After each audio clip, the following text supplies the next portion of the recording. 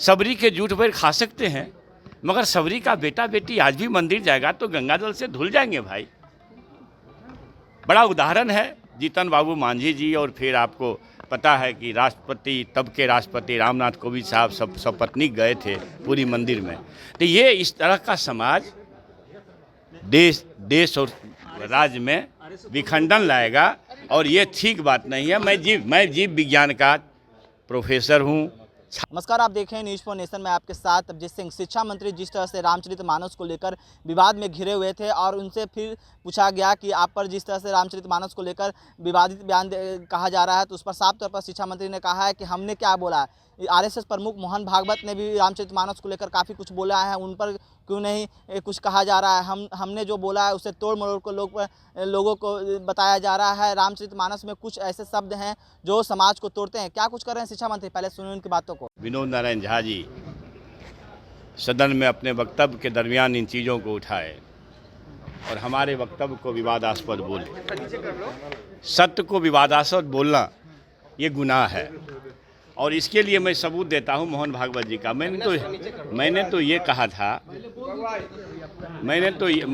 कहा था व्याख्यान का वीडियो निकाल लीजिए। बहुत अच्छी चीज़ें भी है मानस में, अनुकरणीय है, मगर दर्जनों आपत्तिजनक जातीय नारी अपमान की बातें उसमें है। तो वो है। अब ये मान लीजिए कि अब 500,000 वर्ष पहले शूद्र नहीं पढ़ पाता था, उसको पढ़ने की इजाज़त नहीं थी, ज्ञान प्राप्त करने की इजाज़त नहीं थी, नारियों को इजाज़त नहीं थी पढ़ने की, तो उस समय नहीं पढ़ते थे। अब तो बाबा साहब अम्बेडकर का, गांधी जी का, राष्ट्रपिता बापू गांधी का देश है। इसमें शूद्र भी पढ़ लिख गए हैं, इसलिए हिंदी अंग्रेजी पढ़ना जानते हैं, हिंदी शब्दकोश संस्कृत शब्दकोश को अच्छी तरह देखे हैं। इसलिए मैं जब गीता प्रेस से, आप लोग देखे होंगे विजुअल, गीता प्रेस से मुद्रित प्रकाशित जब 8 रुपये 50 पैसे का रामचरितमानस था, उस समय तारण का अर्थ दंड है। मैं अभी दिखा सकता हूँ, आप लोग अगर धीरज रखिएगा तो। मैं सदन में दिखाया हूँ। और किस षड्यंत्र से फिर जब विरोध हुआ, प्रतिवाद हुआ, तो उसमें जो है उसको शिक्षा अर्थ बदल दिया गया। मेरा मतलब इस बात से है कि भाई जब 8 रुपये 50 पैसे कीमत थी तब तो उसमें दंड लिखा हुआ था, और जब ये 450 रुपये हुआ या 120 रुपये वाला भी रामचरितमानस मेरे पास है जिसमें शिक्षा लिखी गई है। मेरा ये कहने का मतलब है कि जब समाज सुधारकों ने इन आपत्तिजनक अंशों पर प्रतिवाद किया, प्रतिरोध किया, मैं अकेला व्यक्ति नहीं हूँ। आप मोहन भागवत जी का मैं वीडियो भी आपको दिखा देता हूँ, मोहन भागवत जी का वीडियो भी।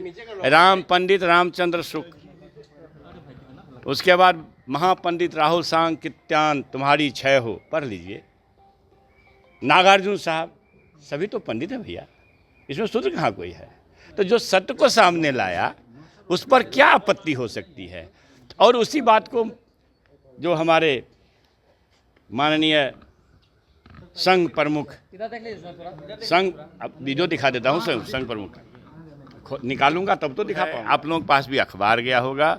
मैं तो ये बोला था कि पुरखों की गलती से जातियाँ बनी, इन जातियों के चलते जो है एक दस्तरखान पर बैठने की परिपाटी हिंदू व्यवस्था में नहीं रही, जिसकी कोई उसका न खाओ, उसका न पियो, उसका न छुओ। मर्यादा पुरुषोत्तम प्रभु श्री राम जी, मैं बदसना बोला हूँ, सबरी के जूठ पर खा सकते हैं, मगर सबरी का बेटा बेटी आज भी मंदिर जाएगा तो गंगा जल से धुल जाएंगे भाई। बड़ा उदाहरण है जीतन बाबू मांझी जी, और फिर आपको पता है कि राष्ट्रपति, तब के राष्ट्रपति रामनाथ कोविंद साहब सब पत्नी गए थे पूरी मंदिर में। तो ये इस तरह का समाज देश और राज्य में विखंडन लाएगा, और ये ठीक बात नहीं है। मैं जीव विज्ञान का प्रोफेसर हूँ, छात्र रहा, और मुझे पता है कि अमीबा से आदमी बनने तक में प्रभु ने ईश्वर बनाया, जातियाँ नहीं बनाई। जातियाँ अगर सच होती तो प्रभु श्री राम जी सबरी के जूठ पर नहीं खाते। लीजिए, अब आरएसएस प्रमुख ने क्या कहा कि भाई जो पौराणिक शास्त्र हैं उसमें कुछ लोगों ने शरारत करके कुछ घुसेड़ दिया जिसकी समीक्षा होनी चाहिए। उन्होंने कहा कि जातियां प्रभु ईश्वर खुदा ने नहीं बनाई, जातियां पंडितों ने बनाई। मैं तो ये नहीं कहा कि पंडितों ने, हमने कहा पुरखों ने बनाई। उन्होंने पंडितों में कही, तो मेरे ही बात का उन्होंने समर्थन कर दिया, तो मैं दूसरी बात कहाँ होने वाली है? मेरी बात का उन्होंने समर्थन किया, पहले मैं बोला ना। अब भैया, अब पेपर लीक मामला जांच कराएंगे। आप लोग बोल रहे हैं ना, 2 बार तो आप लोग फेल कर गए बोल करके, फिर जांच कराएंगे क्या है नहीं है मामला, उसके बाद देखेंगे। यूनिवर्सिटी में प्रोफेसरों की बहुत कमी है, एक रिपोर्ट में आया। आपको पता है कि लगातार बिहार सरकार, शिक्षा विभाग, इस सरकार के मुखिया, बिहार विकास के शिल्पकार नीतीश बाबू, उनकी चिंता थी कि भाई हमें शिक्षकों की बहाली बहुत बड़े पैमाने पर करनी है, जारी थी। लेकिन इस बीच में कुछ राइडर लगा माननीय उच्च न्यायालय का, उसकी समीक्षा हो रही है और उच्च कोर्ट में जाने की तैयारी होगी। लेकिन मैं ये कह रहा हूँ कि भाई विश्वविद्यालयों को ये अधिकार है कि आप अतिथि शिक्षक बहाल करें, वो अतिथि शिक्षक बहाल करेंगे, सरकार पैसा देती रही है, पैसा देगी। यूनिवर्सिटी में सर 52% कम है प्रोफेसरों की संख्या। अरे भैया, तो उसी के लिए ना बता, मैंने विश्वविद्यालयों को से यह उन एक्ट में उनको पावर है, सरकार कह रखी है कि हम पैसा देने के लिए बैठे हैं, तो बहाली होगी ना। अच्छा एक चीज़ बताइए, 5 महीना वाला को खोज रहे हैं और जो बाहर महल कर रहे थे 16 बरस वाला, ये तो आपने साफ तौर पर सुना शिक्षा मंत्री को किस तरह से वो कहते नजर आ रहे हैं कि हमने जो बयान दिया है उसे सिर्फ तोड़ मरोड़ कर बताया जा रहा है। और हमसे भी कई लोग हैं जो रामचरितमानस को लेकर बोले हैं, जैसे में आरएसएस प्रमुख हैं जो मोहन भागवत, वो भी रामचरितमानस को लेकर काफ़ी कुछ बोले थे, लेकिन उन पर कोई नहीं बोलता है। लेकिन हमने जो बोला है वो कुछ गलत नहीं बोला है, कुछ ऐसे जो शब्द हैं जो रामचरितमानस में जो समाज को तोड़ते हैं। इस तमाम खबरों को लेना है न्यूज़ 4 नेशन के साथ। नमस्कार।